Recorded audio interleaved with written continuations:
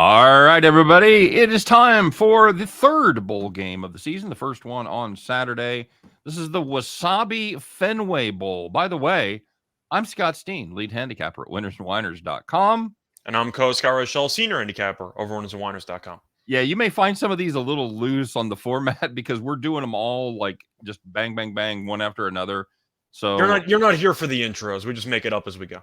Yeah, seriously, if you're watching this now, you probably know who we are. So we are doing every bowl game. We've done two so far. This is our third one. This is featuring Louisville against Cincinnati. Scott, Louisville's gone to a 2-point favorite from 1.5. 39.5 is the total there. 39.5. What are we doing, Scott?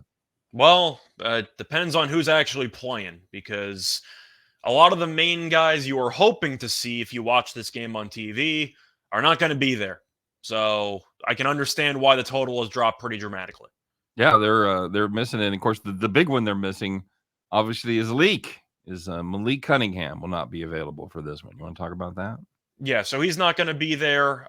You have Evans, the running back, is not going to be there. Cooley is not going to be there. Dorian Jones, the linebacker, is not going to be there. That's just for Louisville, by the way. Not to mention the fact that their head coach jumped ship, not only away from Louisville. Where's he going, Scott? He's going to Cincinnati. So the Louisville coach is going to be there with Cincinnati. I believe he is coaching. Actually, no, he's not. It's going to be Kerry Coombs who's going to be the interim coach. DC, so Satterfield will not be there. Right. Satterfield's not going to be. I think it's the DC. Isn't that what he is? Yes, I believe he's the DC. Cincinnati had a couple opt-outs as well. Wide receiver Trey Tucker and tight end Josh Weil, who I actually think is pretty good.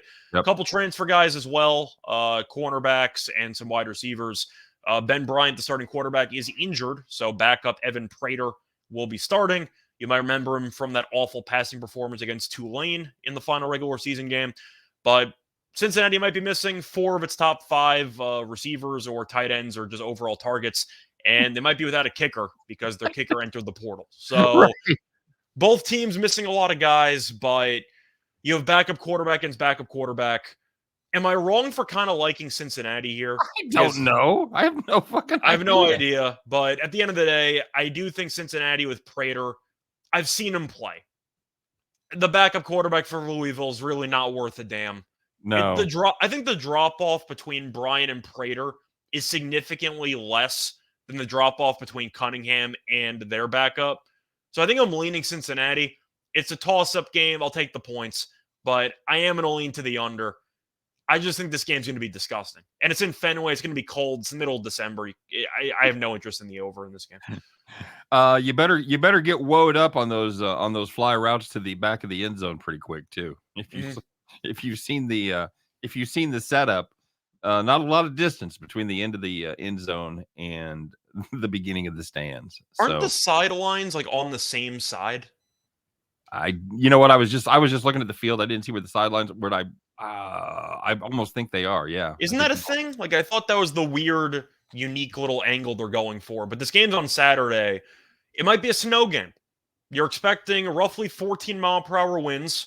You're also going to be expecting about 60% chance of precipitation, with the weather around like high 30s, but with wind chill and everything. So you might be getting a little bit of sleet in there. Mm-hmm. That's good enough for the under for me. But I will lean to Cincinnati. I think they're the more physical team, and in bad weather that tends to travel well. Cunningham was the main runner for this team, and now he's not there. So I'll lean Cincinnati, leaning to the under. You'd have to go to a meeting if you want to bet this game. I think there's about you talk about a 60% chance of precipitation. I think there's about a 5% chance of participation from me that I'll be watching this game or betting on it. But it's 11, so maybe if there's no good college basketball game, I might watch it. But it's ugly. I'm expecting a lot of punts, a lot of just hideous football. Give me Cincinnati like 20-13, but pass. I'll pass. Yeah, I'm the same way, and I agree with you on the quarterback situation. I think there's more of a drop off. I think the Louisville had the better starter, and I think they have the worst backup. Yeah, and it's a chasm. It's a chasm there between 1 and 2 with Cunningham. I'm And with you. I said the weather would be terrible, but Cincinnati's missing arguably its top 5 leaders in targets.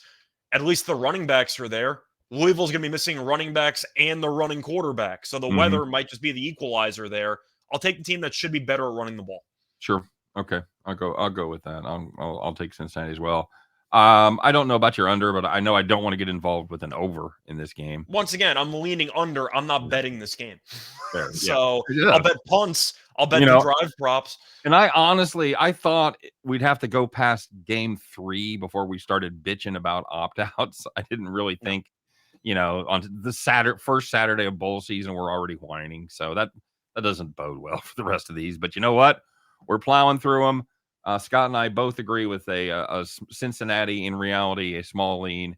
In real life, no play whatsoever. But Once again, I heard those meetings have good donuts, maybe hot coffee, but no chance I bet on this game. hi, my name is Scott, and I bet the Fenway Wasabi Bowl. Hi, Scott. By the Yeah. way, how is an actual thing sponsoring a bowl game? Like Wasabi isn't the name of a company.